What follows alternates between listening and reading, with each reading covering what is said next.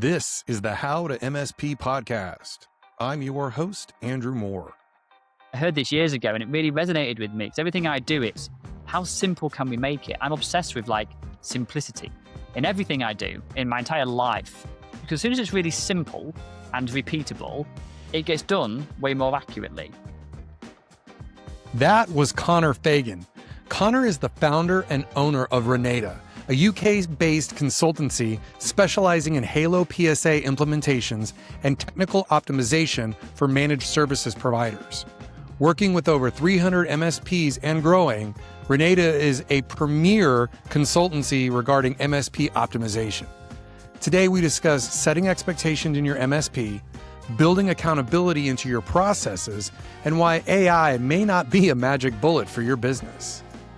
All right, welcome to the How to MSP podcast. My name is Andrew Moore. I'm your host, and today we are meeting with Connor Fagan of Renada out of the UK. Connor is the good day. Cheers. Cheers. All the things. Yeah. So Connor is the owner and founder of Renada, and they are one of the world's leading specialists in the Halo PSA deployment and integration into managed service processes. But that's not the only thing they do there. And it's not the only thing that Connor does. So Connor, I'm interested to hear a little bit more about how you guys function, what you do personally. Why don't you tell the team about who you are and what you do and where you physically are today? Where does the podcast find you? I'm still hung up on world's leading specialist or whatever you just said. Everybody here in the US knows you, which means that if you're in the UK and people in the US know you, you're worldwide. We're worldwide. Yeah, we have partners all around the world, right? But you find me in what I've called the dungeon, right? This is an office I renovated last year attached to my house. Every wall is black with a bit of decor behind me. It's not finished. It's a standard kind of thing. But I'm in the UK, in the north of England. Our team is fully remote. So yeah, stuff like worldwide or people knowing us is just I try and not really think about it because I'm just sat in this little four-walled box, right? And I see my team a handful of times a year and we're all just living our own lives. But yeah, today you find me in the dungeon, which is the new place to hang out, really. I love the wallpaper back there. It's very cool. Yeah, I need to put some pictures online, actually. I've done different themed all around the room to give it a bit of color. The wife was like, it's going to be really dark in there if you do everything black. Like the AP's black, the AC's black, everything's black. And I'm like, yeah, it's the one room in the house that is mine. Everything else is, I don't know, the wife's and the kids, that's it. But not the dungeon. That's really cool. That's really cool. So tell everybody your journey. How did you get to where you are? What are you guys up to over there? Just briefly kind of fill the team in on what it is that Renada does, what it is that Connor does, and what differentiates you guys in the space. Seems to be a bit of a common story now. When I said it 4 years ago, I was quite unique, but everyone seems to be saying it now. Halo asked us to help them 4 years ago, is the long and short of it. So the backstory is I've been in IT over 10 years now, 15 years now. I don't know, too long. Used to work for Curries in the UK, which is my first IT role, which was fixing laptops and tablets. Then I started my first company, which was a mobile laptop tablet repair company. That didn't work out, as first businesses typically don't. I then moved up north with the wife or girlfriend at the time. Started working in education. So did that for 7 years. Found my niche, which was infrastructure. So I was an infrastructure manager of 9 schools in the UK, managed the entire IT estate really, but mainly focused on infrastructure. Then verged into MSP world, went private MSP, then went into education MSP as CTO. And when I was there, we went through an acquisition, and I got a piece of paper on my desk, which was, Connor, what stack are we using? And I replied, I don't like either company's stack. Maybe now is a good time to, look at what's out there. Fast forward 12 months, we'd migrated to Halo. It was about 60, 70 staff at the time. Did that for a couple of years and then left to start Renada, which was supposed to be digital transformation, but for the SMB sector. My wife's worked in care all of her life. She used to moan all the time about their systems. And whenever I saw her laptop, died a bit inside, honestly. And I really wanted to go in and be an advisor, but not an MSP. So, one of the things I've always struggled with as an MSP is trying to convince a client they need this thing, right? Because they just think, oh, we're just trying to sell to us again. I was trying to bridge that market by being a consultant, but not actually doing any of the work. Just going in, being a friend to, Andrew, who owns the business, doing an audit, and then go in, listen, I can be a bridge between you and the MSP. I can be an advisor with any big decisions you need to make, but here's where I think you need to be. Here's the report. Check me in whenever you need me. And then I was trying to build like long-term engagements where I check in once a year, do an update, see where they're at. Long story short, Halo said, can I help? And here we are 3.5 years later doing So Halo. do you do any of the configuration on any technical assets at this point, or you're just strictly consulting and or helping with maybe do you do configuration within the Halo system itself, or do you just advise people to get stuff done? No, so we actually, all we really do is configure technical solutions now for our partners, be that automations, be that mainly in Halo these days. So we do, I say most of our work is in Halo, but we are Ninja One partners. So we help MSPs, manage and monitor Ninja, set it up, audit it. Same with Hoodoo. We're doing loads with SIP at the minute as well. Got a great partnership with them. We're ProServe partners for SIP. So leveraging Halo is the glue, if you will, and then leveraging tools around it. We're really, really intentional with who we partner with because we partner with companies, not products. And therefore, in the 3 years, we've not changed our vendor stack at all. We're not just moving because there's a better margin or a new deal. It's what is the best tool we believe on the market today for you as an MSP, and what are we best at? I often joke with people saying, I'm not tied to Halo. Halo just is right now the best PSA on the market. And if something better comes along, then we will explore that. Reality is we're a team of 6 now with 4 years into Halo. It's not just going to be an overnight shift, but I like that mindset because it keeps both sides accountable. Halo need to still keep putting out good work and being a great company, because if not, consultants will stop. And consultants need to be doing the best with Halo, because then we're adding as much value as we can. And it's, kind of a two-way conversation with it.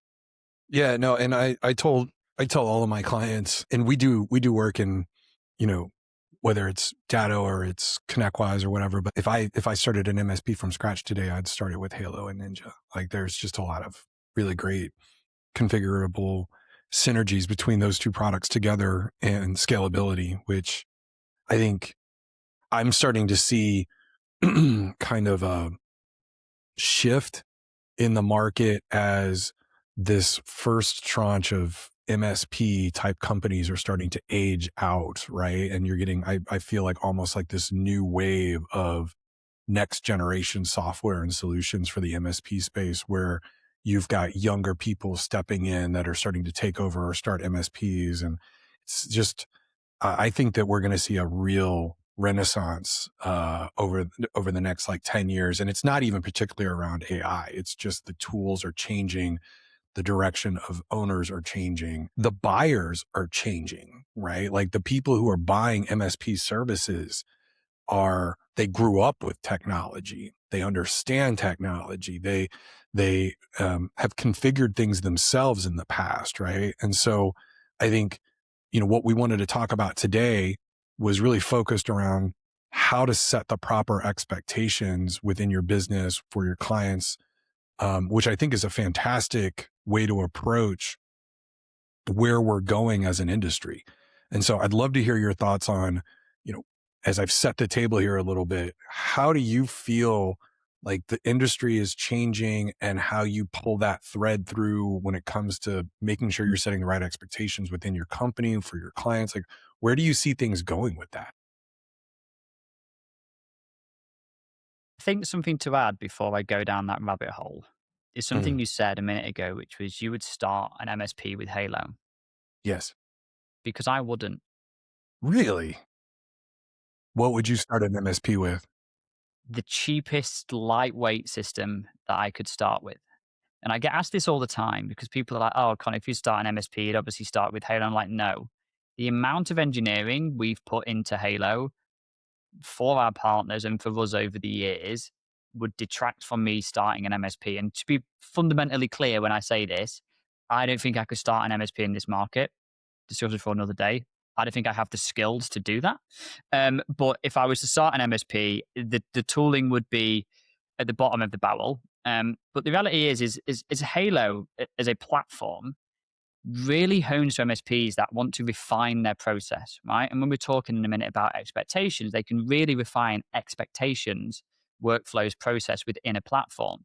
If I'm starting a net new MSP, I don't think I'd want to spend hours and hours each week refining my tooling. I want to be out there finding clients, seeing what they need before I start building my company around what I want. We can say you would go and attack a vertical, but if I was starting an MSP, I don't even know if I know where I'd end up within a vertical.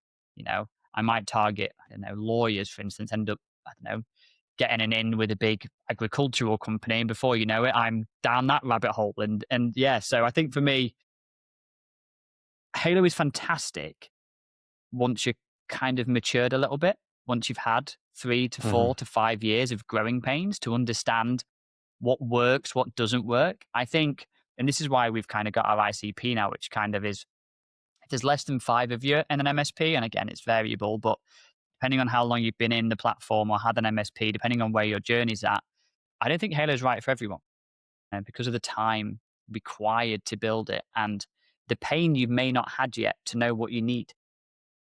That's an interesting point because I feel like in my consulting, there are certain companies that haven't reached a level of operational maturity where they're ready for bifurcation of roles and responsibilities as an instance, right? The owner is not ready to potentially offload part of what they do on a daily basis to another person because they just don't have the time or the service delivery platform built out yet to start moving account management roles and sales roles. So they have to get to a certain point where they're even ready to make that change. So that's an interest. So I'm guessing based on what you said that from an operational maturity standpoint, that a company has to get to a certain level in order to be able to take advantage of tools like Halo, because otherwise the scar tissue isn't there to be able to understand what they actually need to do in order to deploy something like that. Is that kind of along the lines of what you were thinking? Yeah, I think one of the things I've really observed over the past few years is what ConnectWise was really good at, for instance, is their community, right? Where ConnectWise with IT Nation over the years of years had great documentation, great literature. They told MSPs how they should work. So the platform or the product of ConnectWise set the expectations for that MSP. This is how you should work. This is the best way we think you should work to achieve the best output. They did loads around reporting and what good looks like. And they defined to MSPs what expectations or what outcome they should expect if they followed this process, right? And they did that for decades. Problem is, and as we spoke about earlier, the landscape is changing now because a lot of MSPs are going, well, I don't want to work that way. I want to be a little bit different. What if we want to take on this? Or what if I want to, tweak this? And the difference between something like ConnectWise, which is fantastic if you want to be led, with something like Halo is you can go, well, I want to build it my own way. And I want to set my own rules and my own workflows and my own whatever. And that's where the real nuances, I think, are starting to show between MSPs that work in a certain way and want to be really handheld in their operations, which is fine, by the way. I get it. Versus MSPs that really want to carve and be unique and differentiate in the space. That's where these new toolings are coming along, which are more platforms. And I use that word quite openly, but they are more platforms. They take a lot of engineering, a lot of building, a lot of ownership of the product, as opposed to something like ConnectWise and Autotask, which is, you work in this way to achieve this outcome. Yeah, I noticed that when I work with my clients that are on ConnectWise, there are certain things that we have to do in the way that we build our processes that have to work around the way that ConnectWise is created, right? Like, and then that's going to happen with most tools, but the level of flexibility I don't think is nearly as there when it comes to ConnectWise as I've seen it with other platforms that may be more software focused, API driven, where there's a more flexible, as you put it, like platform, almost Salesforce-esque, where it's like, we're a platform. We've got a lot of ability to create customization and overlay and integration. How do you want to use us versus here's how you should use us, if that makes sense to you. Yeah, and that tracks back to where we talked about, I think it takes a certain buyer to get the most out of certain modern tooling, right? A lot of modern tooling is a little bit more open than it ever once was. APIs now are, whenever we look at products, the first question is, do they have an API? We've just gone through a HR platform review, and every question or ops manager is doing it. It's like, does it have an API? I don't even know why yet. I just know if it doesn't, it's going to bottleneck me at some point. And it's such an interesting way. Like if we look at all the partners we work with, what we're really trying to advocate for is you need someone internally who's a little bit developer-y, right? Who wants to learn APIs and maybe a bit of JavaScript and a bit of AI and automation. And these were skills that I didn't know when I launched Renada. I didn't know what APIs were hardly. I knew what they were, and a few vendors at the time were saying you can connect to it, but it was never a thing. Whereas fast forward 4 years, if you're not using an API, you're kind of getting left behind. Mhm. Building middleware as an MSP these days is becoming a standard process. The problem is no one knows where to begin because none of us are developers, right? Or typically none of us are developers. And it's really expensive. And again, coming back to expectations, to hire a developer because we don't know how to manage them. I own an app now. I don't know how this happened, but we own an app now, and we speak all the time about hiring our first developer. I don't even know. I have no idea how I would manage a developer, how I would interview a developer. Like I would have no idea. How does it take to fix this thing? They could tell me an hour or tell me 3 months. I have no way of benching, right? And this is kind of where we're at in a landscape now where things are really shifting. And what was once fixing a server following a guide is becoming, you know, how do we API into it to run an automated script ahead of time? How do we become Right. proactive rather than reactive? It was always something we used to say years ago, but now it is becoming more and more prevalent when you see it in MSPs, right? Those that are proactive are automating using AI. And it's a really exciting time for someone like me. I think that's why Renada does so well, because we get to play with the latest technology all day, every day and go, well, how could we fix that problem? And that's kind of where we get excited, really. Well, and you had mentioned that you don't take on that many projects. As a matter of fact, I tried to reach out to you guys recently to take on a project for a would-be client of mine, and you were quite clear. You're like, I don't have the bandwidth to do that, even though I was asking a favor. And I wasn't offended by it. I actually really appreciated the honesty about what you guys could do from a quality standpoint. So, I'd like for you to dig into that a little bit, because I think from an expectation management standpoint, a lot of MSPs fall into the trap of saying that they can get stuff done in order to try to drive new revenues, generate business, move their company forward in some way. And I feel like you do in a lot of ways, that if you're not setting expectations properly, you're not creating that very beginning kernel of trust, which needs to run through the rest of the relationship. So how have you guys really adopted that strategy into your core values as a business, what you guys do to manage your accounts, to bring on new clients? Like, how do you manage expectations with new opportunities? What does that look like? Curious thing. It's taken me years and I'm still not great at it. With terms of new business and saying no, because I just want to help people. I started this to help, right? It's not revenue generating, and people keep seeing our prices going up, and I'm like, I have to do that because we're trying to produce amazing outputs, but there's only so many hours of a day. Running a consultation company is the hardest thing I have ever done, because I had no idea, and still really don't, how to run a consultancy company. And what I'm actually really saying is, I don't really know yet how to sell time for money, right? Because that's in essence what it is. It's a one-to-one relationship. So setting expectations for us is super critical in everything that we do, because I go in with the mindset of, well, I just don't know what I don't know. So when I launched this years ago, month-to-month contracts were what we did, and we still do, because I was very open. Like, I don't know where this is going to go in 12 months. I don't know if this is manageable. I don't know if the price is right. And we're very open about that, right? When we're taking on a project for a client, we budget it, and we will die by our own sword, because I'm going to say to you, Andrew, what is this piece of work worth for you, right? What do you want to spend on it? You might go $1,000, and I go, okay. And we'll sit down as a team and go, if this shoots over budget by double, triple, quadruple, is that worth it to us? Are we learning something from it, right? Can we reuse it for the client? And, we don't just steal the work we do for you, Andrew. It's not what we do, but, we'd have a conversation. And a lot of the time, MSPs go, yeah, sure, right? We've got some work on at the minute, and the client goes, can you automate this thing? And we're like, I don't have a clue how long this could take. It could take 5 hours. It could take 100 hours. Like, I don't know. Like, what's your budget with it? And they're like, oh, just go so far and then circle back in. But at the very beginning, we've been transparent about that. What we don't do is just start down this road of going, yeah, we can do it. Get $3,000 in, and you go, where are we at? And I go, we're close. And then get to $5,000, and then people go, we're nearly there now. Because you feel like you've been suckered, right?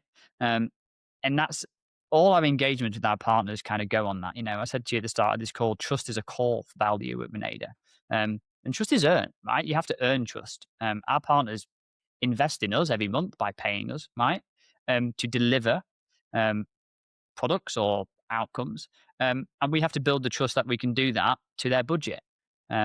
If we start going over budget on tasks that we've scoped for and it costs them, well, they won't trust us to do any more in the future. Therefore, the foundations of what we're trying to build have been broken down. You may not know this. Our internal target, our ceiling of full, is there's 4 of us consulting or doing consultation work. Divide that by 3, so hours in a week. Our target, our ceiling is 33%. If we have a client, you will commit to 4 hours a month with us. We therefore commit to 4 hours a month for you in terms of work we can do. And we cap our ceiling at 30%.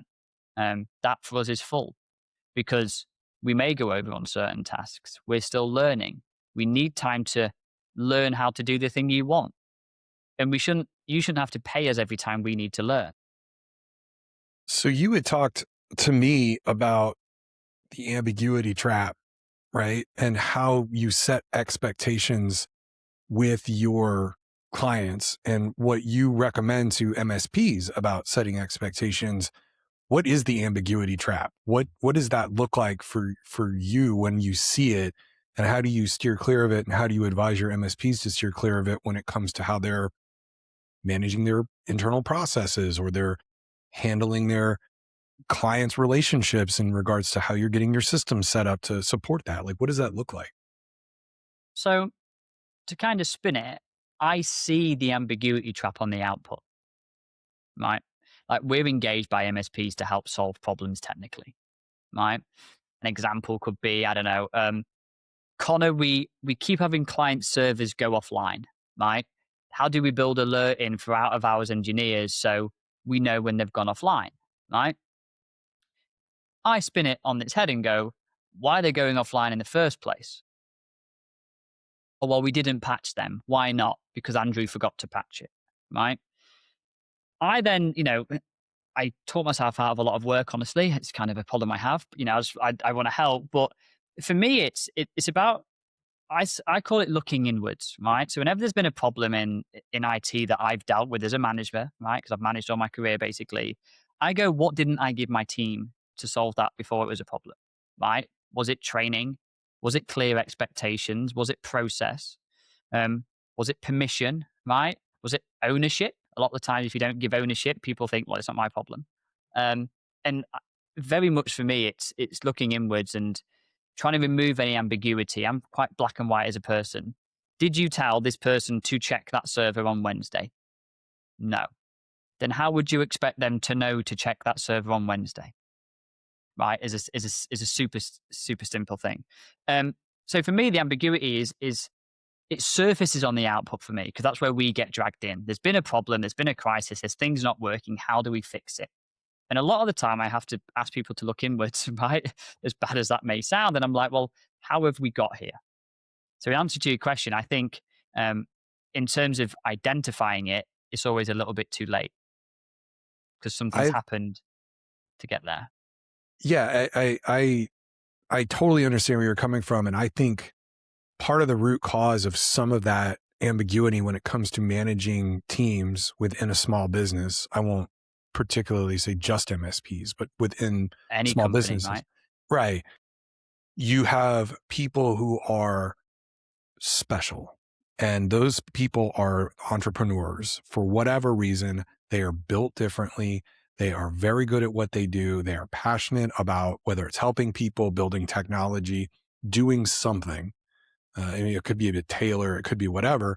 And when they start to grow their business, they bring people in to help them to continue to make this business special.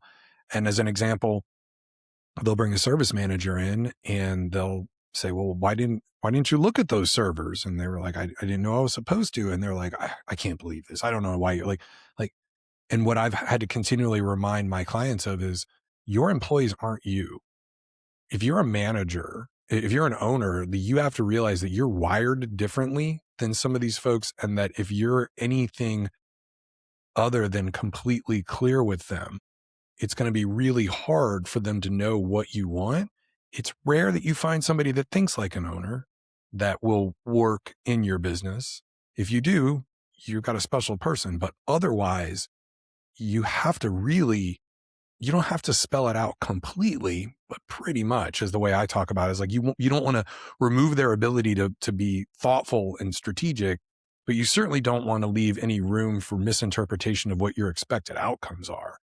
And I think that balance and being able to tell an owner how to do that, and then having them create processes and whatnot so that they don't eliminate their team's ability to work as a team, to understand things, kind of at a higher level when it comes to building out outcomes. I think that's the real skill in management, is understanding how far you take that. But I really liked a post that you had put together, I think it was yesterday, about too much process leads to, like, unfortunate. I think it creates some ambiguity. It creates a lack of really being able to think, because you've eliminated everybody's ability to make decisions because you created too much process. So how have you been seeing that play out in your clients and within Renada's business? Like, what are you seeing there with that? I think a key point that you kind of touched on then was from an owner perspective, right? If I was to hire someone, and we have this now with our internal IT at Renada, I'll be honest, it's a bit of a mess. We don't have clear ownership, right? What a lot of us do in technical is, I hire someone in to manage the servers, and we don't always tell them what we expect, but we tell them how we expect it, right? In the form of a guide or a SOP, right? So rather than me saying, right, you're responsible, Andrew, for servers, I expect them to be up 24/7. I expect them to be patched. I expect a handful of things. It's now yours. You own it. What we do instead is go, okay, Andrew, every Wednesday at 4 o'clock, you log onto the server, you make sure, and we end up building all these guides and all these processes in place that people have to follow.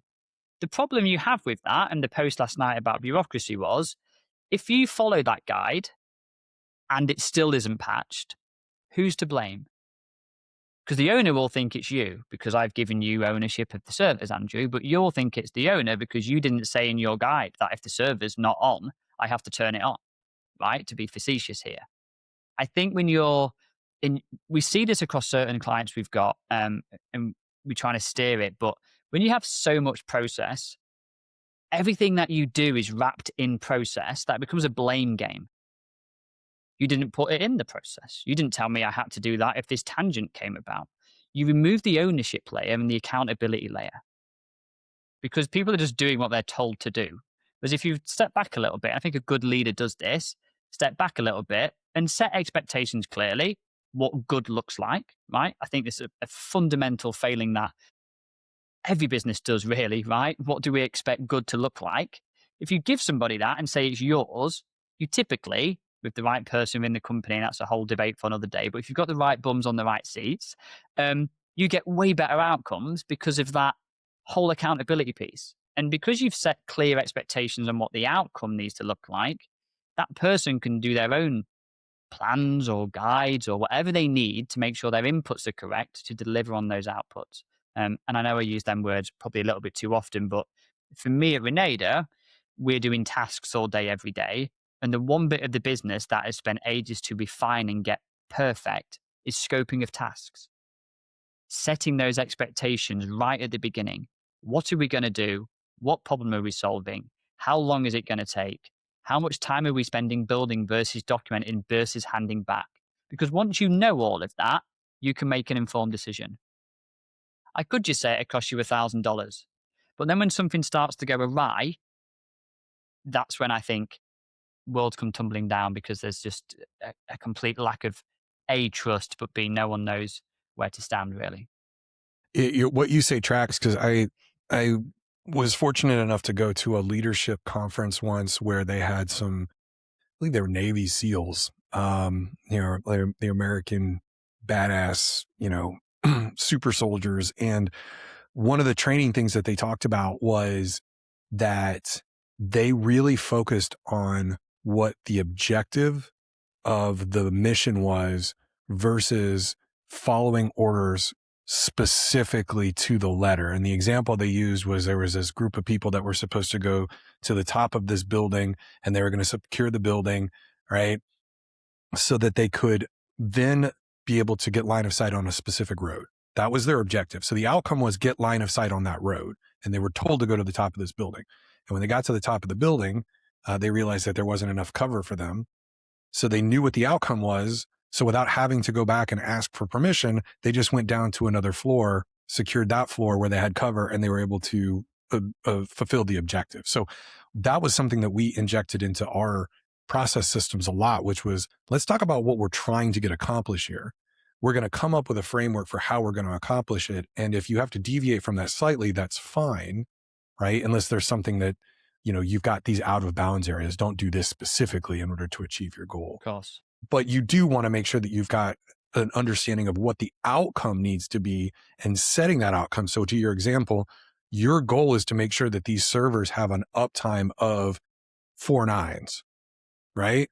Therefore, if the server's not on, maybe you should turn it on, even if it's not explicitly written in the SOP, right? I feel like that's a really misunderstood part of process development and training for individuals, because if you're focused so much on the process and not on the outcome, people put blinders on and they don't think about what they should be doing. They think about what they have to do. And I think that removes critical thinking skills, which are, I think, frankly, more important in our industry than any other than maybe being a doctor in our industry. And it kills not just critical thinking, but, creativity as well. I ran some training years ago with a technical team I had where you're familiar with like escape rooms, right? You go into a room, solve puzzles to get out. I did an exercise where I paired all my engineers together based on level. So apprentices, level 1, 2, 3, senior engineers, and basically put them on separate tables. And it was escape room themed, basically. The idea was to log into the computer and tell me what the homepage was on the browser, right? So it was stupid things like no fuse in a plug, and the password was a very basic encryption underneath, and just stupid stuff like that. Before I started the exercise, the aim was, or I thought the outcome would be, the apprentices would finish first and my seniors would finish last. And I thought that because my seniors have been with me for years, and I thought they would overthink it, right?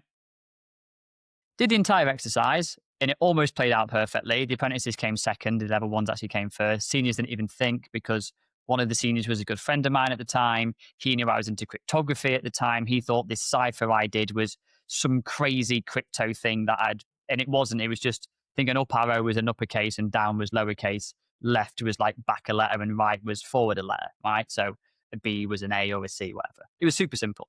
The point of the ramble, though, there is when we look at teams and look at solving problems, the higher up the ranks you go in an IT company, the more you learn about the problem and the more guides you've followed and the more processes you've done. So a simple problem, you always go to the nth degree of, right? I can't log into my computer. It's DNS, right? I've learned by doing this loads of times. DNS. It's always DNS, right?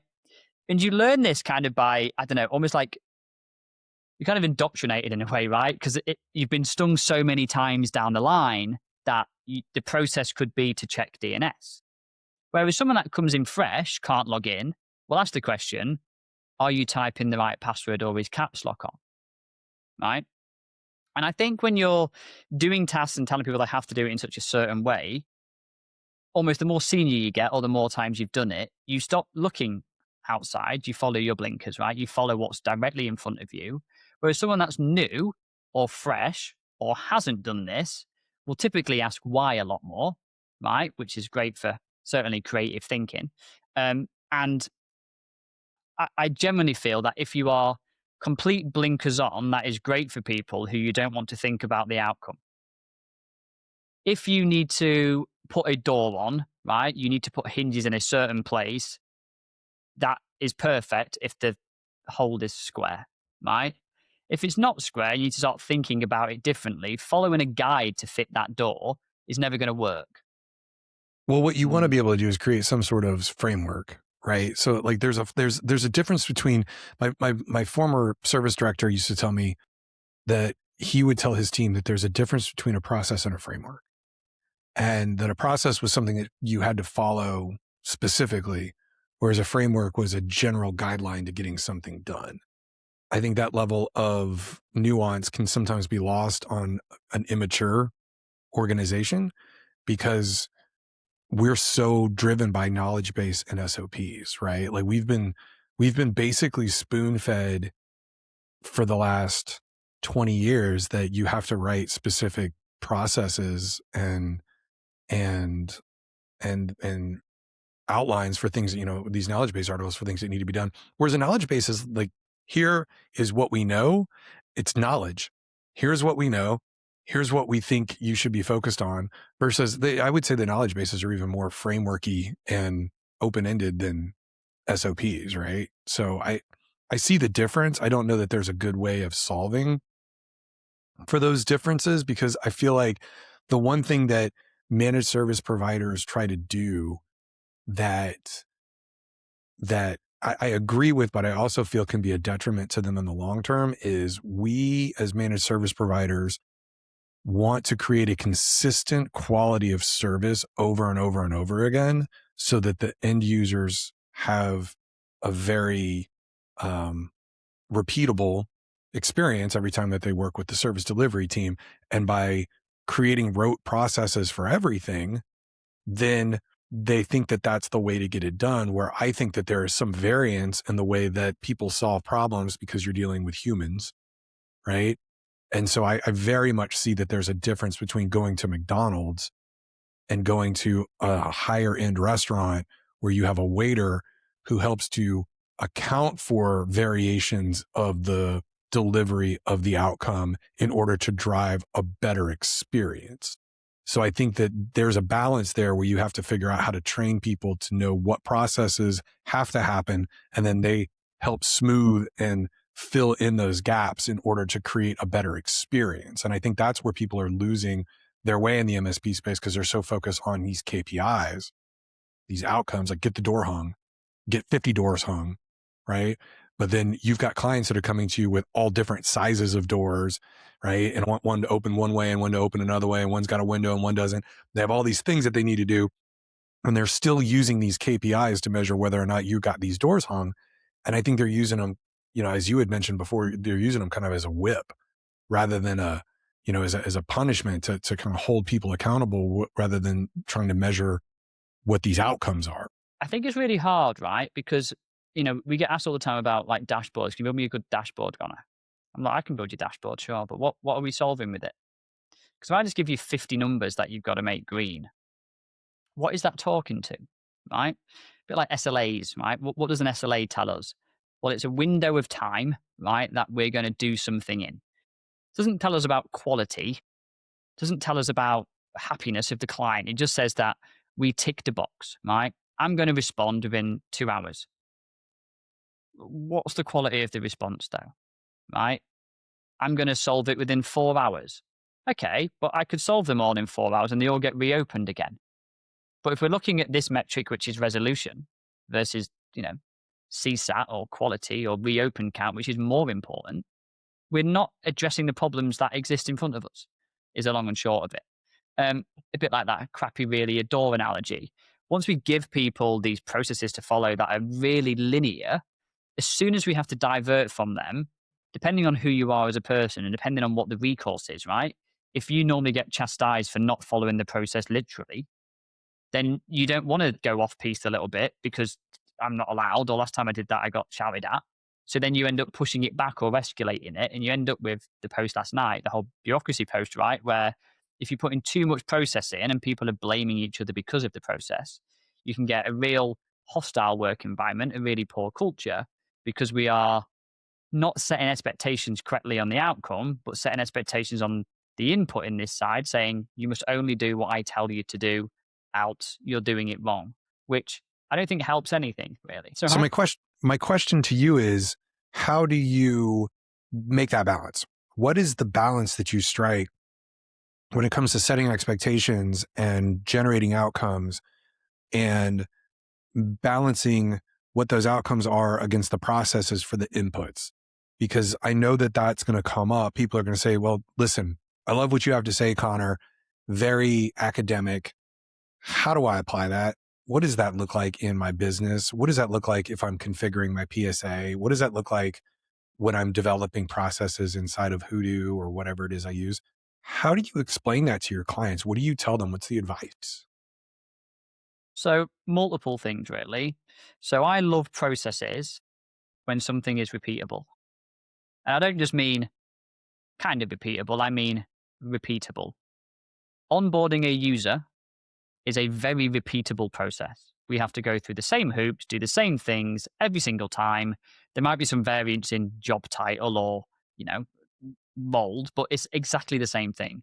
There's a process for that. And the good thing is about that process, once you nail it, you can automate it. All right, that's kind of where we're going in the industry now. So when you're looking at SOPs, really, it's really, really highly repeatable things. Alternatively, the other times I think like guides or SOPs are really useful is very bespoke things, right? Let's say I used to look after, I don't know what it was. It was kind of like a energy plant, but they used cow shit. I can't really remember what it was. Like they just took manure and made energy from it. It was the long and short of it. Their software was crazy. It was written by some Spanish development firm 20 years ago. You had to do things in a very certain order, else it would just not work. And if it didn't work, you're speaking to someone in Spain on their time zone for thousands of dollars an hour to try and fix it, and everything was just crossing your fingers. A guide needs to be in place for that. Right? You cannot deviate. Problem solving, though, incidents, if you will, stuff coming into the desk. Well, what does good look like? Is the client happy at the end of the call? Do we need every problem to go and try and find a guide that may or may not exist for a problem that may not even be the same? It might present the same. The client can't send an email, but how many guides do you want me to check before I give up, right? Before I call it, no good. So I think when you're trying to really ascertain how far you should go with a process, or how far, or even if you should start a process, I think you should be asking about the repeatability of it. How much can we, or how often do we repeat this thoroughly from end to end? And then people are going to start asking, well, that sounds like a really good way of approaching it, because then I can use AI to do it for me. And I know you've got an opinion about that, because I don't know that, I think you and I agree in some regards is that AI isn't going to solve every problem on the planet, because it's not built to do some of the things I think people have been told to believe it should do, if that makes sense. I get really hung up on it. So like we're seeing loads of AI in the space for inbound of tickets, right? Let's say incidents again, where AI is presenting the resolution or the perceived resolution based on the tiny window of data it has, right? The problem you have with this, again, going 360 back to expectations is what are our teams supposed to do with that information? Are they supposed to blindly follow it? If they don't follow it, but it was the answer, are they chastised because they could have done it quicker? What are we asking of our staff here? Why did you follow that guy? Why didn't you research it yourself? Well, I thought I was supposed to follow the bot. I followed the bot. I've taken the server down. Why did you follow the bot?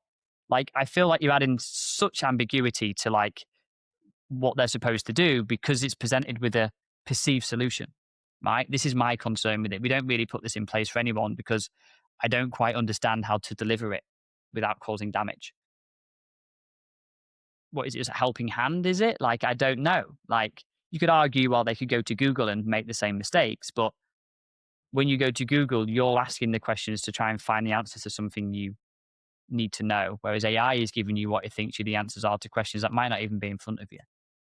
Well, and I think I listened to a really interesting podcast recently where a gentleman was talking about the future of AI and education of the workforce. And his position on it was AI can be really good at eliminating these rote tasks. Update the status of the ticket, make sure that you've got a contract attached to the ticket or agreement, however you use it in your PSA. Like all these things that we expect our technicians to do, the PSA should be able to do a lot of that work. So what does that mean? Well, you've eliminated basic task level work, the stuff that a process is good for, like check this box, do this, do this. His position is AI is not going to eliminate education. AI is going to exacerbate the need for education, because if you're not teaching your staff how your business works, what your outcomes are, how to critically think, when AI eliminates all the task level work, you're going to be left with a bunch of people who only know how to do tasks and they're not capable of making those decisions. So I think that what you're saying around how do you set expectations, how do you drive strategy and thought process into what you're asking your team to do actually lines up really well with what that gentleman was saying and what I'm really kind of starting to lean towards in my own opinion of what AI is going to do for the workforce. It's not going to eliminate jobs. It's going to change the function of jobs to eliminate repeatable process, rote task level work and require people to actually think for the first time in some of their careers. We did a series on AI the first time ever since this came out, just before Christmas, around how you can use AI in your MSP, basically. And there's not a lot that I think you should be using AI in your MSP for. We have AI auto triage, right? It can rename the summary of a ticket. It can set the right categories and give it a priority. People ask me how valuable that is to an MSP, and I'm like it's great at catching P1s a bit quicker. If you've got loads of tickets sat that haven't been looked at for an hour, like categories are great, I guess. Like, do you report on categories now? No, then what problem is it fixing, right? I was I'm quite data driven, so I use categories loads in a former setting, right? It was the way I made decisions basically, but we had a mature team that was taught around it and we leveraged it and we set expectations and all of that. And it was a part of our language, right? A lot of MSPs don't care about that, which is fine. You haven't got to. But, on an inbound of a ticket, for instance, AI is fine, right? It's average. I think AI for me is just really good at gathering loads of data together is the long and short of it. Like we use it for recording transcripts, right? You can take loads of data and summarize it. Great. We use it for account management. You can look at loads of different ticket data and put it in a nice paragraph. A lot of the things you're seeing with AI in a minute that they're really party tricks, really, are algorithmic by nature. What I mean by that is we used AI to auto schedule all of our tasks into our diary, right? We gave it all of our appointments. We gave it the time and the start date of the task, and we threw it at AI and it would pick the best slot and it would do it, right? Problem is, it would every day mess up.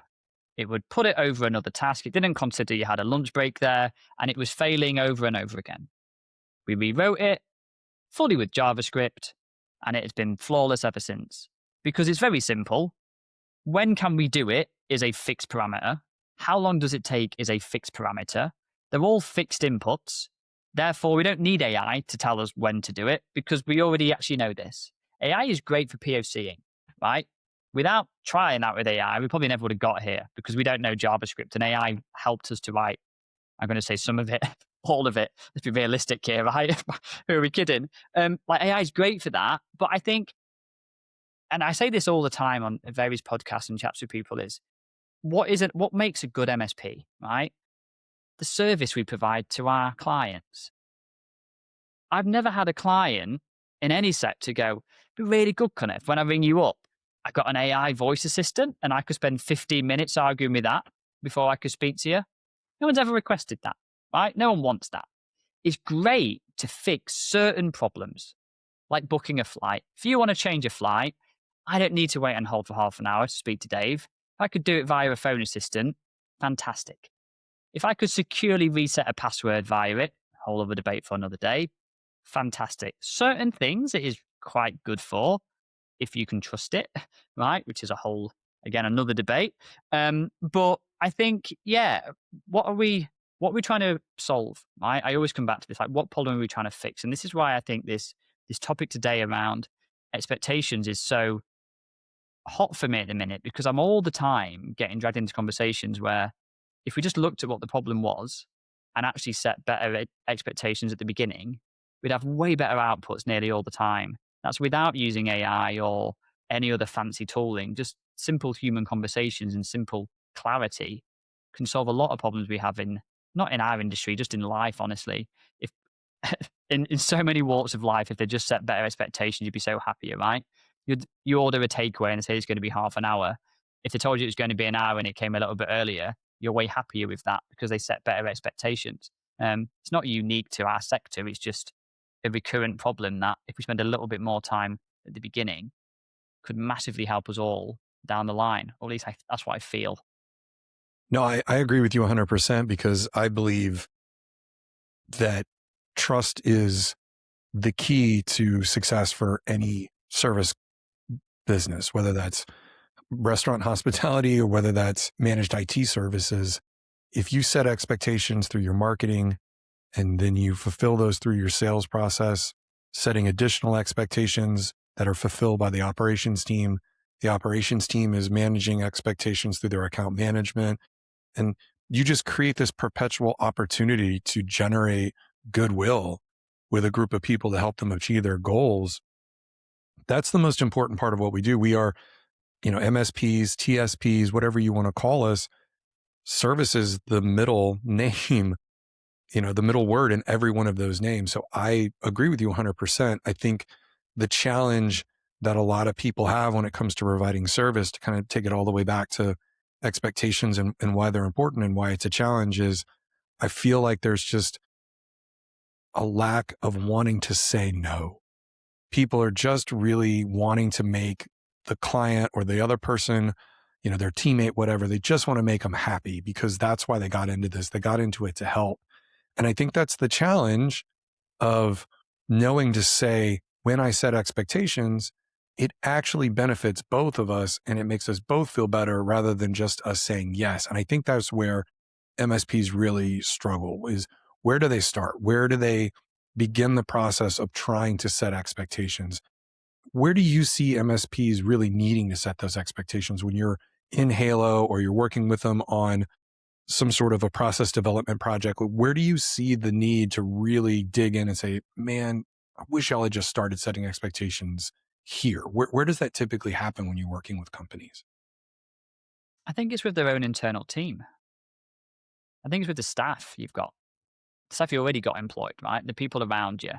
Does everyone know what good looks like? I have this debate a lot with MSPs. This person in your sales team or this person on the project team or this person on second line, do they know what good looks like? And I don't just mean we've hit all these dashboard numbers that are green, because it doesn't mean a lot to us. It's not a visceral reaction when there's a widget that's green. It's not like, yes, I'm nailing it, right? I'm not going to get shouted at. It's the reverse, right? And I think it's yeah, what are we trying to achieve? What does good look like? And just my head's racing a little bit just because it's funny. I've never really connected the dots before. Somebody said a minute ago really resonated with me about AI. I think my frustration with AI is you can't clearly set expectations with it. Like, you tell it what you want and it may or may not do it. No matter what guardrails you put in place, it will just not do it. Right? So I talked to a developer friend of mine. I'm glad you brought that up. He says that's a feature, not a bug. AI is developed specifically to create this illusion of creativity and interaction. And so therefore variance is something that's built into it by default, which is why you found so much more success with creating a script to execute something versus allowing AI to do it, because without guardrails of application management in the way that AI processes information, it's built specifically to do exactly what frustrates you about it. Like that's your No problem. matter what controls, like there's something called temperature, right? If you played with AI a lot, you can temperature, like 0 is don't be creative, 100 or whatever the parameter is be free, right? You can temperature 0 and lock that in and say, never do this thing. And one day it'll just go, screw it, right? Like I'm going to do that thing anyway. And that's, I've done that with prompts. Like I've told the prompt, I was like, do not do this. And then it did it. And I went back and at some point I start yelling at my AI. And I'm like, why did you do this? And it's like, oh, I'm so sorry. Yeah, no, I totally did that. It's like, I had it today. I was doing some bug tracking on the app we have. I try to use the MCP server again. Just look at the bugs and tell what's going on. And it was like billing issue and people using it without subscription. And I'm like, what in the like? I was like to AI, I was like, how have you? Because it's looking at all the logs. So I was like, how have you figured that out? Like, what you're telling me, I'm looking at on this screen, going, they don't match up. And the hypothetical, Connor, is what there could have been there. And I'm like, Jesus, what are you doing to me? Like, I'm sat here thinking I've got non-paying subscribers and errors coming out. It's like, no, looking at your code, this is what could have been the errors. And I'm like, geez, like I nearly had a heart attack this morning about 9:30. I come in, cup of tea, I just, have a look at a few errors from last night. Then minor for what it's worth, absolutely load of crap. But it's like, unsubscription. And I'm just like, and it's like, I just assumed, right? And I think the anecdote, right? Or whatever it's called of, assumption makes an ass out of me and you, or you and me, or however the hell it is, is I think that's where, going back to your question about what problems do we see a lot, it's that assumption layer, it's that assuming, it's that, and we call it expectations, call it whatever you want. But as soon as you start assuming someone's going to do something that you want to do or the way you would do it, you're in for a really rough day, especially as an owner, right? Like, I care way more about my company than anyone I employ ever will. And you have to be realistic with that. I was at an event a few years ago and someone said to me that the best thing you'll do, Connor, is stop expecting people to do it the same way you do it. As soon as you let go of that, you'll grow more as a person or grow as a company, or, whatever you're trying to do will be freed up. Saying no is exactly the same thing. There's so many great analogies for saying no helps you grow or whatever. I'm going to butcher them. Google them in your own time if you're out there. But there's so many things that, or so many people, so many analogies, which is saying no helps you grow, that you have to start believing it. And only by doing it do you actually understand what that means. And I think what it means a lot of the time is, I follow a lot of tradespeople because that's a hobby of mine for some reason. And the joke is they always like price up something too expensive not to get the job, right? Rather than just saying no. Can you fit a bathroom? Oh, it's going to be a nightmare. No, I'll do it for $10,000. Suddenly you get the job and then you're in this world of hell. You're 4 months overdue because you don't know what you're doing. You never wanted to do it in the first place. Like, your team are screaming at you because they didn't know what you were supposed to do. And you could have just said no. And it's not about saying no and suddenly your bank account gets massive, right? It's not a direct correlation, but it's happiness within the team because, they're doing things that you agreed you was going to do, right? I think one of the biggest things we see in large MSPs is a big disconnect between the sales team and the engineering team, right? Things are sold that we can't do, right? Because there's that disconnect all the time. And just by being really clear and having real clarity on what you do and what you are good at, when you start saying no to things you're not good at and focusing on the things you are good at, everyone within the business is happier. Your sales team can sell it better. Your support team can support it better. Your finance team can reconcile it better. As soon as you start doing something completely abstract because the opportunity was there, the entire business crumbles because you've all got to now figure out how to sell, buy, manage, support, whatever it is you've sold that week, basically. I think it comes back to your question. And I think to that point, there's 2 points that I want to drill in on just real quick that I really liked that you said. One was letting go, saying no. I see that one of the things that I also learned in that leadership course from the Navy SEALs was it's better to get 60% out of somebody autonomous of the work that you could do at 100% than for you to have to continue to do that work. because at some point you can get them to get to 80% or 90%. Your first time around, they may only get 60% of it right or accomplished the way that you would do it. But they'll start owning the process.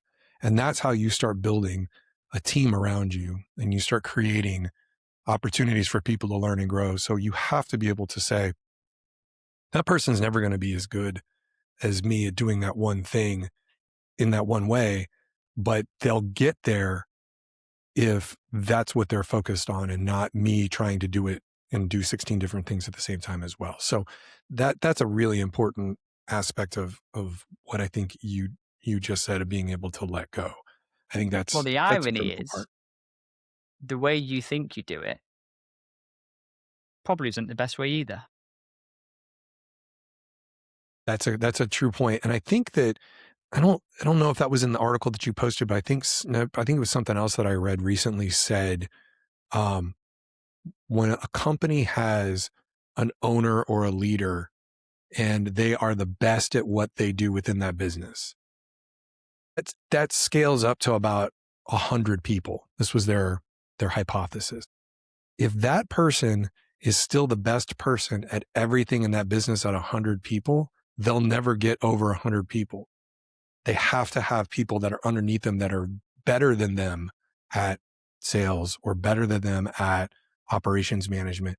Because once you start getting to a certain size, that thing that you were just talking about, which was my second point, was these creating processes and expertise of skill between departments.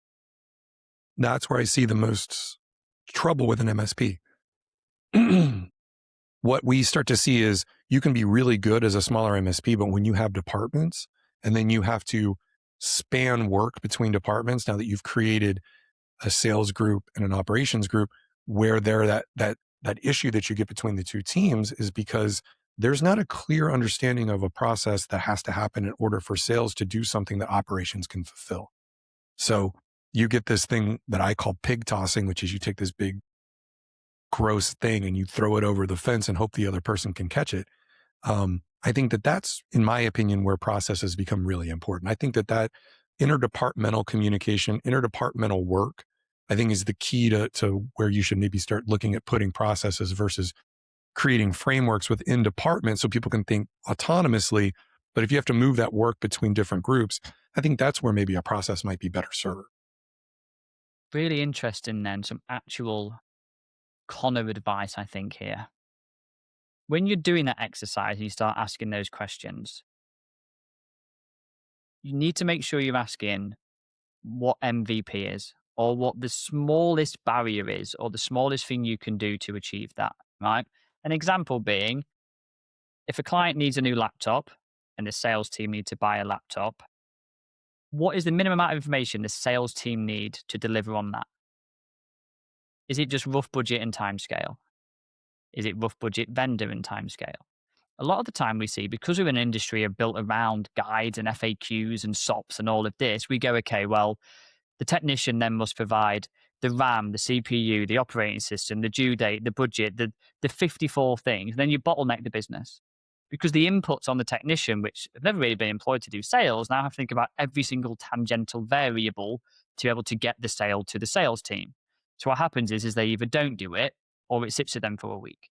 So when you're trying to build any process between even departments or any task you're doing or anything really, what's the minimum we need? And if you flip it on its head a little bit, to get the outcome, the laptop to the client, what does the client need to answer? What do they need to know?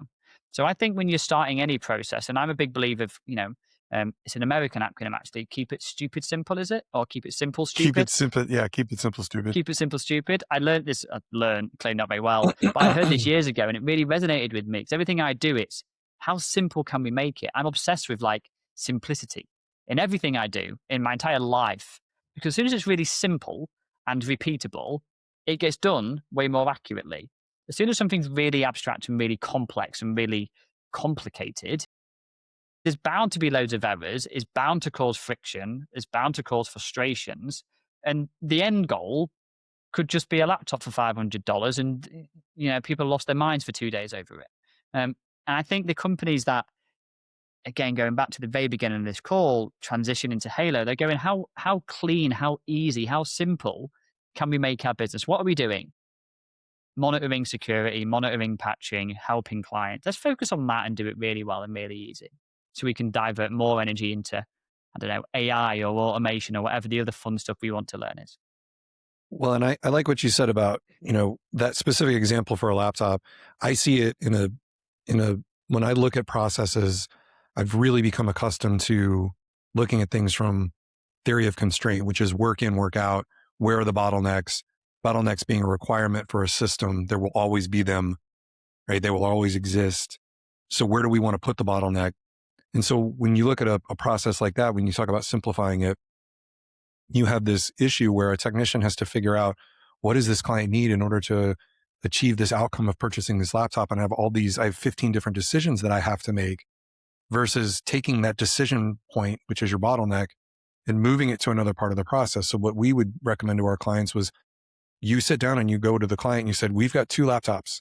There's an admin laptop and there's an accounting laptop. And here are all the specifications that you're going to go ahead and make the decision that we're going to do 80% of the time. So we don't have to bottleneck it with the tech. So now we've eliminated that friction of being able to wait for that to happen. And the sales team can just show up and say, pick one of these 2 options that everybody's already agreed to, back to setting expectations. And you already know from a client perspective, this is how this should work. This is about how much these are going to cost. And any deviation from one of these 2 assets is going to require a custom build, which will then move to a 2-week turnaround time, because they're going to actually have to have an engineer involved to look at it to figure out what I need. So I love that analogy, because I think that sets the table for the idea of, how do you use process to set expectation, and how do you take work that could be better used in a different, or could be better served in a different part of the process? How do you move that work so that you eliminate friction and create higher capacity in certain areas of your organization, or higher throughput, I guess? Yeah, and my post on LinkedIn last night basically said, we built a process 6 months ago. We had a BCOO in, we sat down, we went through every single nth degree, every single thing, every tangential variable, and we built a process in, and it was this monster of a workflow in Halo, and it was marvelous to look at, right? Took months, hundreds of hours to build it. Ruined us as a company for 3 months. Absolutely ruined us. Because everything was wrapped in process. Nobody knew what good looked like at the end. That wasn't the question anymore. It was, what have I got to do to get to the next step all the time? I've got to escalate to you, you've got to review it, I've got to go back, Connor's got to do this. And it was just like, we just become robots clicking buttons to move the milestone one step further. And it was horrific. Like it literally ruined us, because the question was, and going full circle, is no one knew what the expectation was of them other than to click the next box, because there were so many boxes to click to get to the end, because I thought the problem was actually output when it wasn't. It was input. It's typically, from my understanding, typically always input. I was too focused on, why didn't we test this thing properly, to have now 5 test procedures and 4 plans, and how do we know what to test? Well, define it at the beginning, as opposed to just saying, can we test it? Right? Like a very simple thing. Clarity at the beginning, make sure it's tested. And if you don't know what that looks like, ask for help from a colleague. But I tried to, and again, failing on me, we learn, predict all these outcomes and all these tangents by dictating what I wanted the outcome to be, that everyone who was doing the task or doing the thing failed to ask what good looked like, failed to remember that we're trying to help a client with a problem. And instead, it was this big, arduous process of really passing the buck, if I'm being honest, blaming each other. Well, Connor never typed in this box that you wanted the test strategy to be this. But I didn't write that up last night and it's changed. And you end up just cycling through documentation and notes and SOPs and guides and all the time to almost not be called out for it failing, right? And I often call it the enterprise way. An analogy I can make with this is, loads of small businesses don't have many like HR policies, right? You can go on holiday whenever you like, Andrew, right? And then one day you take the piss and you ring in a day before, and then there's a policy you have to book in a week in advance. And as companies grow over years and years and years, they get all of these policies in place because one person might have done something a little bit off piece that ruined it for everybody else, right? I'm now always trying to be really mindful of that in every interaction we're doing with clients, with our own internal stuff, by saying, is it an anomaly? Or is it we just never set expectations correctly at the start? This is why this has happened as a byproduct of it. is it unique to us as a business? Is it individual? Is it a training problem that actually I just need to sit down with Andrew for half an hour with before I put in this new way of working for the company? I think that's an amazing place to wrap things up today. I'm really excited about the conversation that we've had. So thank you for your time. Connor is an expert at process management and integration of technology systems into managed services groups and beyond. And so I'm glad that he was here. We have one last thing to do, which is I'm going to ask you a few questions. If you would be so kind as to answer them as honestly as possible. What is the best book that you ever read that helped you in business? So, I can't read books. Okay. I have never read a book in my entire life, which I didn't tell you ahead of time because I thought it would be quite fun. As I spoke about earlier, I recently got diagnosed with ADHD, which answers the question as to why I can't read books, because I will read a paragraph and it will disappear from my head. I've never done, I can't do, I've never done any, I don't have any, no certifications, no degrees, can't struggle to sit through training, never read a book. And I think just to summarize the hour chat we've had, a lot of it for me has been learned through feeling and getting feedback from teams and clients as to what has or hasn't worked. So in terms of the best book, I physically, it's been a frustration for mine for 33 years until recently as to why can't I sit down and read a book? My brain doesn't allow me to do such things. So let me follow up on that. How do you stay on top of things? Like, what do you do? Because I'm sure that there are other people out there that are like, awesome. Like, I'm struggling with the same thing. Like, so how do you stay on top of stuff? How do you know what's going on with the industry AI? Like, how do you even know how some of the, stuff should work when it comes to interacting with putting processes and systems together? Where do you educate yourself? How do you learn things? So I would say 99% of my learning has been YouTube for my entire life, because it's been around me growing up. I learned to do networking by Eli the Tech Guy, if anyone knows him from years and years ago. I watched every video of his endless times on domains and forests and VLANs, and I learn visually and then by doing. So for me, I keep up to date by every night watching YouTube for hours in bed and just being hungry and curious. That's awesome. And I've heard very similar things from people. I did not grow up with YouTube, so to me, it's been super helpful in a lot of ways because I can watch somebody do it. So I'm like excited about it. But I'm old school. My first is like, where can I go read about this? So I could try to find a book somewhere. But YouTube's been invaluable for, I'm sure, everybody that has ever been a network engineer in the last like 20 years. Like, it's been a big help. So that's cool. 100%. Super cool. All right. What's your favorite curse word?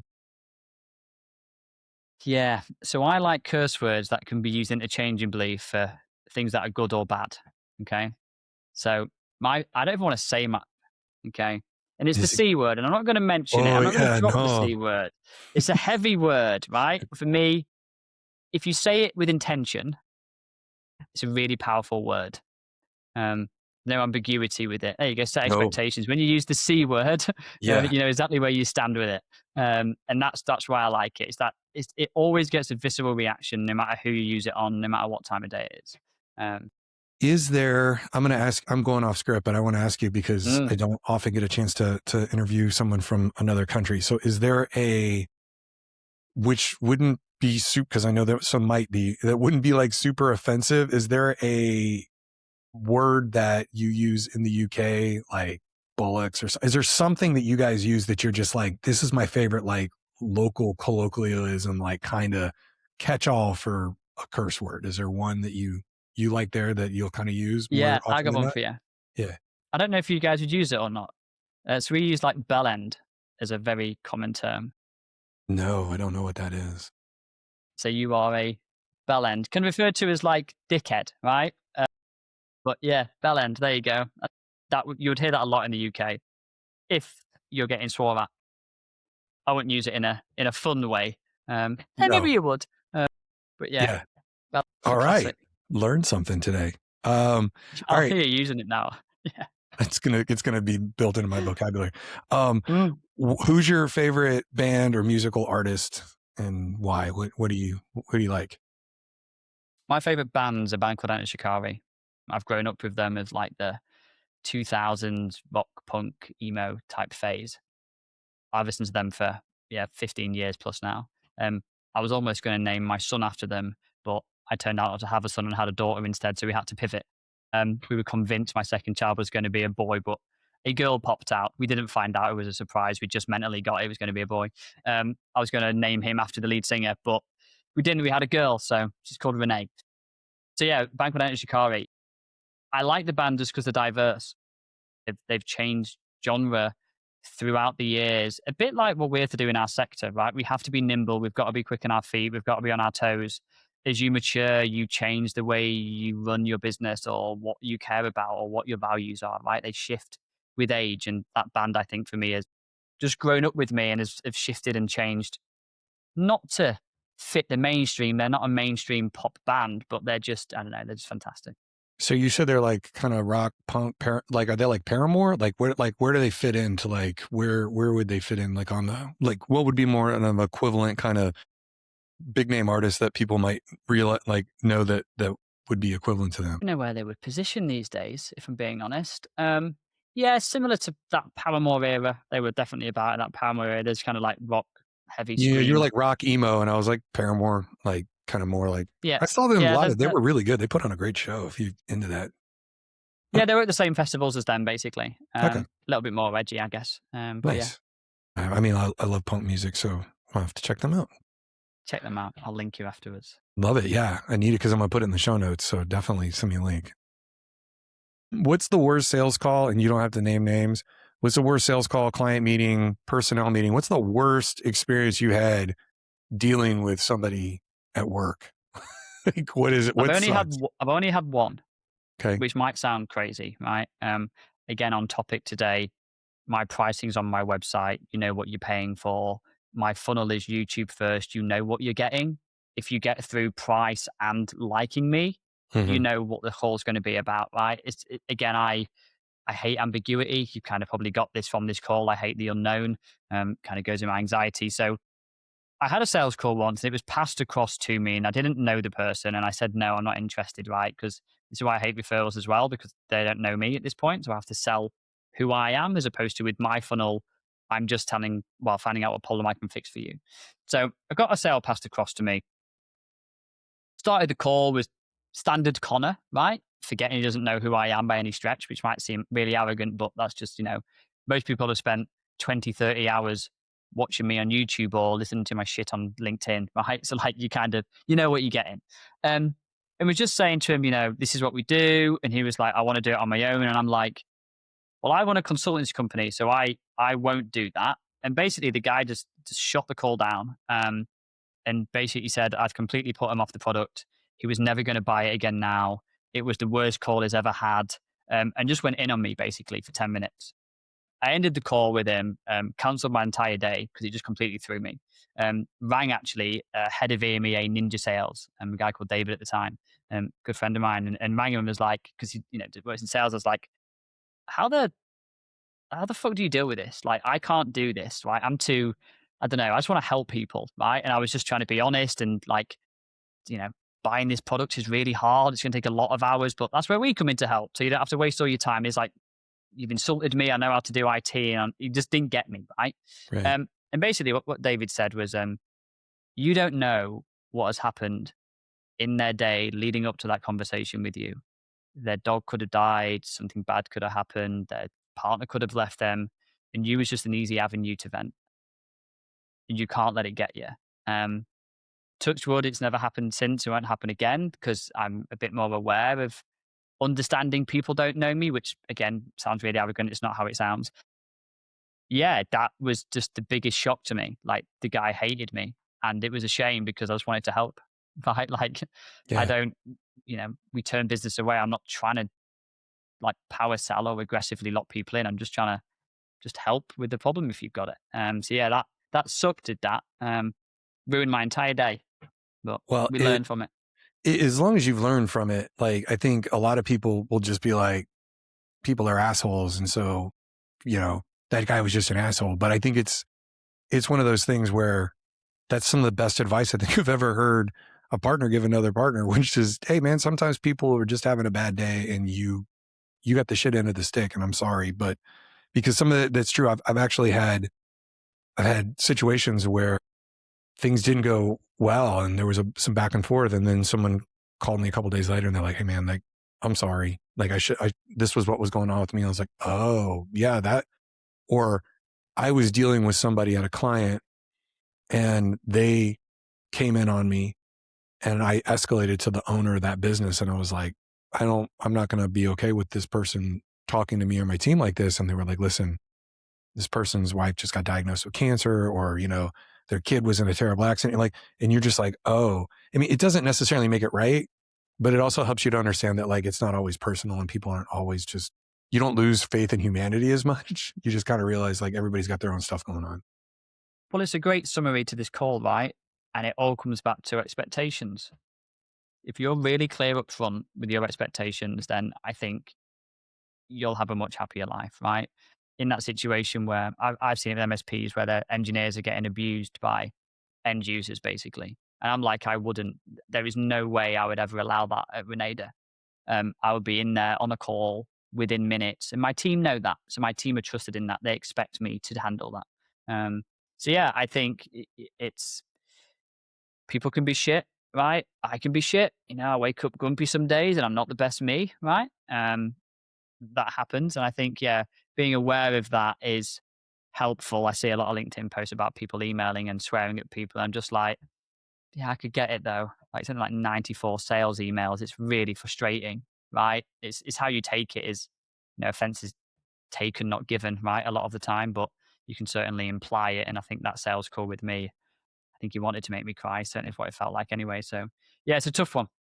Yeah. Well, thanks for sharing that. That's great for everybody to hear how you got perspective on it. Well, just to kind of wrap up here, I always like to know if there's someone out in the channel that I should talk to that I haven't talked to yet, or that you might recommend. So is there a person out there that you think would be great to share their story, or something that somebody's been coming to you with that you're like, man, you should talk to this person because they've got a real unique perspective on stuff? Who do you recommend people check out, and maybe I can entice to come talk to me for a few minutes? So I'll shout out Chris. So Chris is our fractional coup, VCOO, whatever you want to do it. I reached out to Chris a couple of years ago from Ethikai. He loves reading. I actually use Chris as my source of books. It's a running joke, just give me the highlights, right, of this thing you've learned. He's geek. Where I'm obsessed with technology, he's obsessed with business, right? Okay. And just for everyone today, I'm not telling you I know the answers how to solve all these problems, right? I'm just trying to make you aware of these problems probably exist, and these could be some ways you might try and approach them, but I'm no business expert, whereas Chris is, done the research, walked in those shoes, I guess. He's very ops heavy, read every single book about how to grow a business and what doesn't work and what does. For me, I'm more reaction based. I've felt it. I've learned by failure, really. So we work with Chris, have done for a few years. He's kind of keeps me sane and level headed, and helps me on the operations side where I'm most inexperienced because I'm leading technical teams. I never ran a company before. So yeah, I'm shouting out Chris today from Ethikai. I love that. And what was Chris's last name again? Chris Cook. Chris Cook. I think it's refreshing to hear a leader in the channel that says, I don't know everything and I rely on other people to help me be smart. I think that that's a really great lesson for a lot of people to take from this conversation today, which is you may not know everything, so you should probably find people that do. And I'm hoping that that message resonates with folks because, coming back to full circle, setting expectations where you're like, I may not know everything, but I can certainly find somebody who can help us, I think is the crux of what a great service delivery team does, which is just to say, exactly, we may not be great at it, we're experts at it, but we'll figure it out, right? The best saying is you just don't know what you don't know.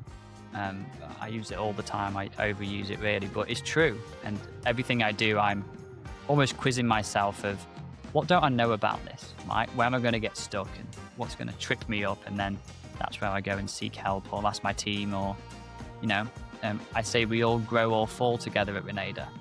A lot of decisions we make are as a collective. So yeah, if we're doing something we've not done before, we agree with it as a team, as a collective, and we jump in. If it doesn't work out, well, we all had our input, we all tried, and we'll fall together, luckily. Touch wood to date, that hasn't happened, but it's we do it as a company. So yeah. I love that. Well, Connor Fagan, thank you so much for your time today. And I look forward to continuing to watch great things out of Renada and continuing to work with you with our clients to drive outcomes. So thanks again for being here. Cheers, Andrew. Thank you very much. Cheers.